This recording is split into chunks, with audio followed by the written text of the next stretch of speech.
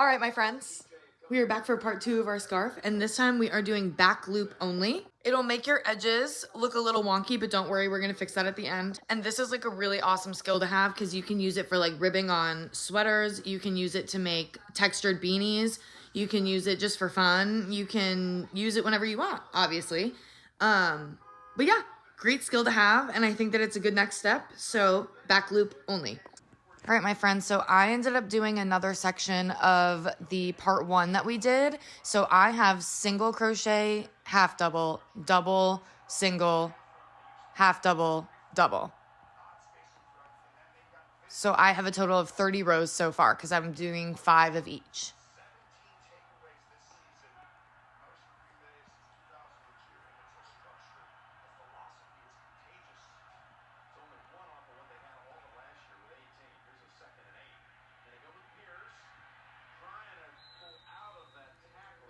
So to start with back loop only, we're going to go back to single crochet.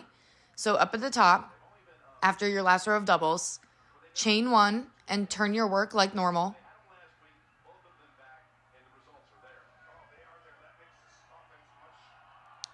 And now the back loop, there's the back loop and the front loop. And we're talking about the 2 loops that you can see on top of the stitch.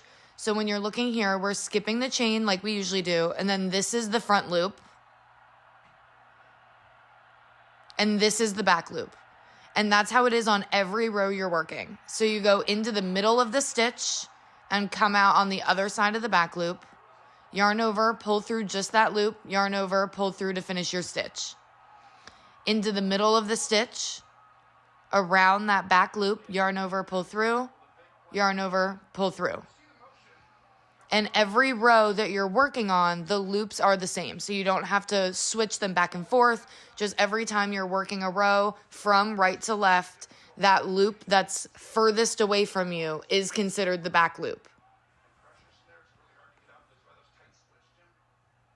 And you'll kind of start to see that the stitches look like they're sitting almost like on the back edge of the row before it.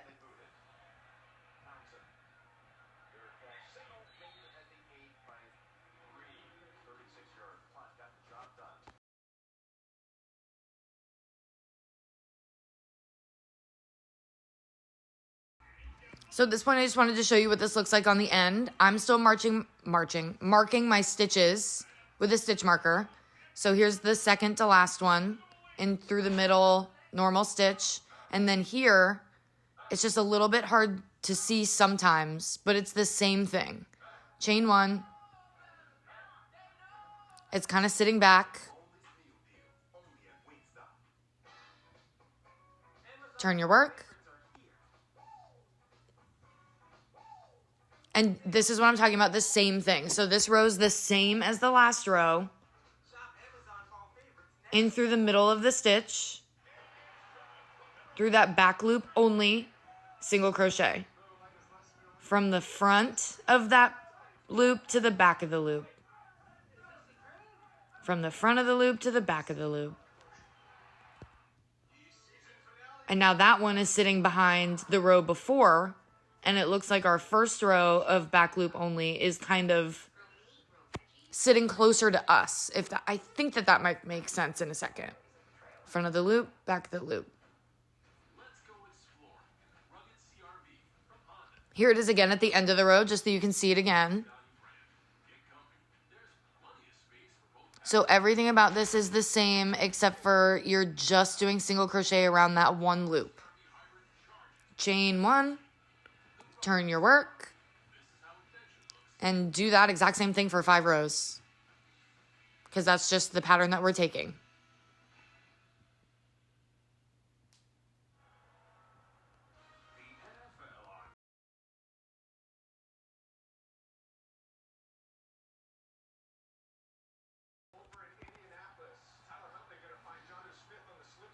And then if those stitch markers are helping you, you can just take them out of the rows that you're already done with and put them back into the row that you're currently working on. So I always do like 2 or 3, and then I put the stitch marker in the first one.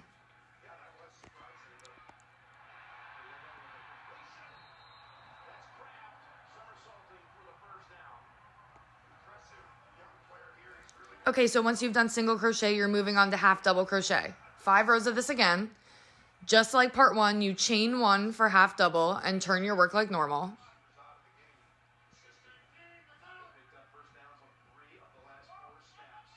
So your half double is the same as part 1.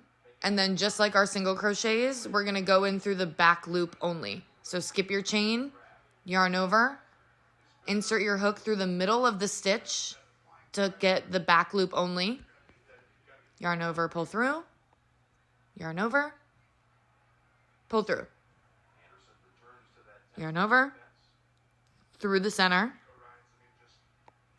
yarn over, pull through, yarn over, pull through. And, you know, place your stitch markers, do your thing. And just do this same process for another 5 rows.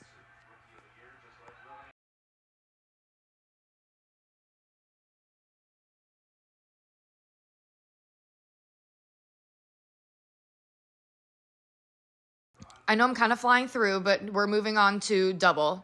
So chain 2 like we did in double crochet for part 1. And turn your work like normal. So just make sure here you're skipping both of those chains. We're not working into them. And you're going to do a double crochet, but back loop only.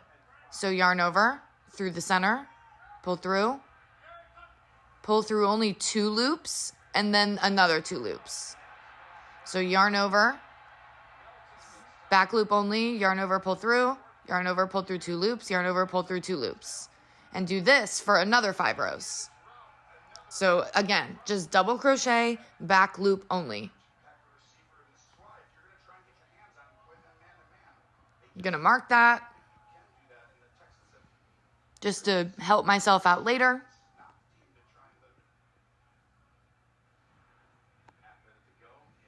So again, we are working back loop only. And that gives you this ribbing effect that you'll be able to see clearer in a second.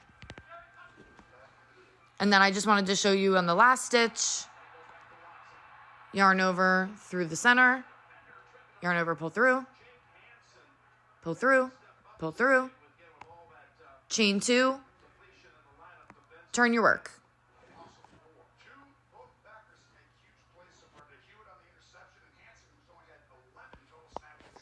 See ya in 5 rows.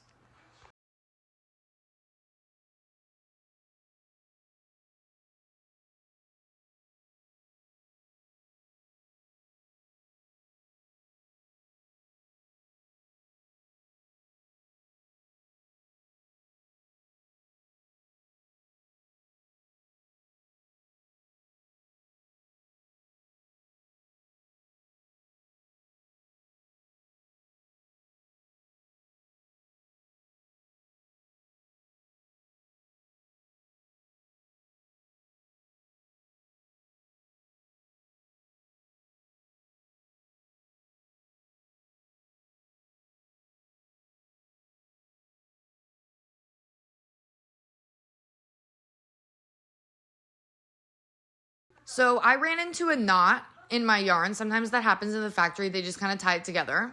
So I'm going to show you how to join yarn together so that it doesn't come apart. I've never had anything fall apart using this way. Here I'm just cutting the knot out, and that's just because I don't know how they tied it. It's probably not secure. I'm going to get rid of it. And so think of this now as if like you ran out of yarn in your one skein or ball or whatever, and you needed to attach another one. So you have both of the ends, the one in your right hand, the one that you're working with, this one, and then the other one is like the yarn ball that you want to attach. So you just tie a really simple knot around the new yarn ball with your working yarn so that it's literally just tied around it once. And then you should be able to move that knot down if you need. And then tie the new ball onto the working yarn. Super simple knot, just one. So now they're tied to each other. And then hold on to both yarns and pull until the knots meet. And then you should be able to pull that real tight. Pull them, pull them, pull them. And then those two little yarn tails, these two, just snip those off. And it feels funny when you're first doing it. Like, it feels like it's going to fall apart, but I'm telling you, it will not. This is like a little, I think, magic knot. Okay, so now you have this knot in your yarn, which for what we're doing, you won't really be able to see it. So now that will not come undone. And now I'm just going to show you doing stitches like around this knot. And you just have to kind of be mindful of it. Like, it's no big deal. Like right here, I'm pulling through. The knot ends up in those loops. So I just kind of like am wiggling it around, like making sure that it's not too loose of a stitch. And then I'm just going to move past it. So you can tell a little bit. And there are other tutorials of other ways to join yarn if you want to find something a little bit more smooth. My scarf's getting a little long, so I'm going to roll it up so that it's easier to flip. And then, ooh, now you can see the ribbing. So this top, double. This is half double. And then last is single. And you can see that they're like ribbing, but depending on which stitch you're using, the ribbing is obviously farther apart. So that's like way bigger than the single crochet.